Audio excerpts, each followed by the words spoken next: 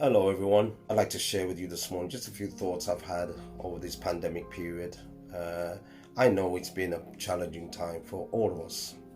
I know many of you, and myself included, have gone through some difficult times. We've lost family and friends, and we're still going through the grieving process. However, in the midst of it all, we've gained some wonderful times. We've gained some great friends and new connections. And we've had many things to be rejoiced over. So we're thankful to God for that. But I noticed that during this time, there's been three developments in people. And I'm sure you know there's many more, but I'd just like to comment on three developments I've seen. Sadly, I've noticed those that have disconnected from church, they've kind of stayed away for whatever reason.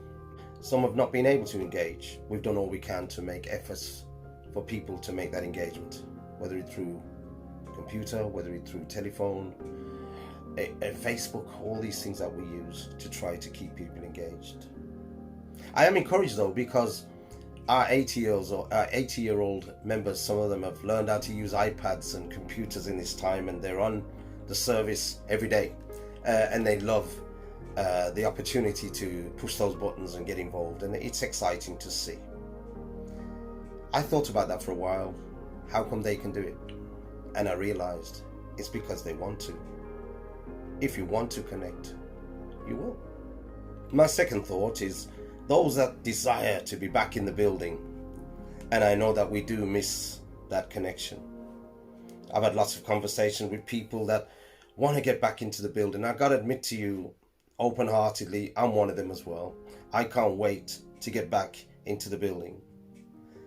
However, in the midst of that, I believe that the true church is more than bricks and mortar. This time has highlighted to us that there's an importance of a connection with each other. The haste to return to the building has also been challenged with fear. However, we are still to be concerned about the safety of returning to the building. We have to remember that many of our congregations have underlying health issues. And we are challenged in our context of our church because we have a small church. We have limited space. We have many bottlenecks in our church. So we have to think about the safety of others before we rush to return to the building. The third thing I have noticed though through this is how people have adapted, adjusted, and adopted to the new normal. We've had to adapt over the last few months to new systems that we probably would never have chosen to do in a million years.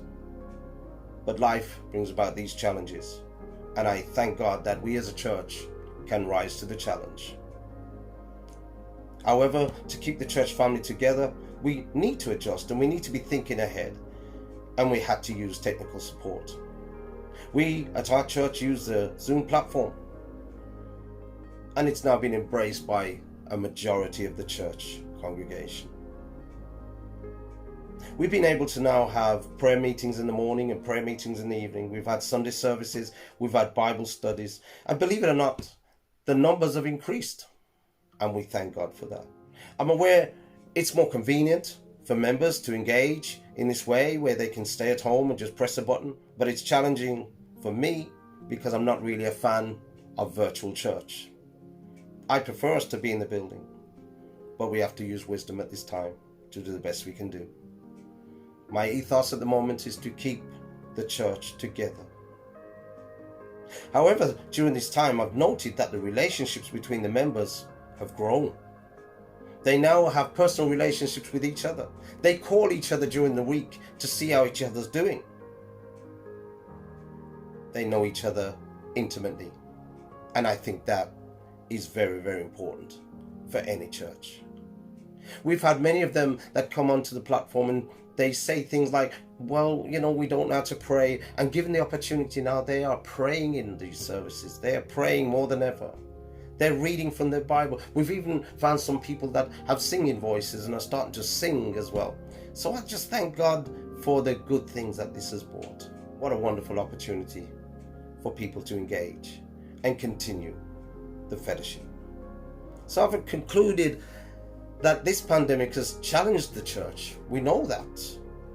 but it's also enabled us to reinvent ourselves, to step back and review how we do church.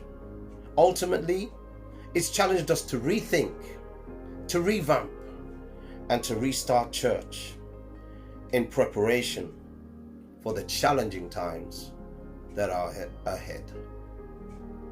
God bless you. I hope you've been encouraged. Bye-bye.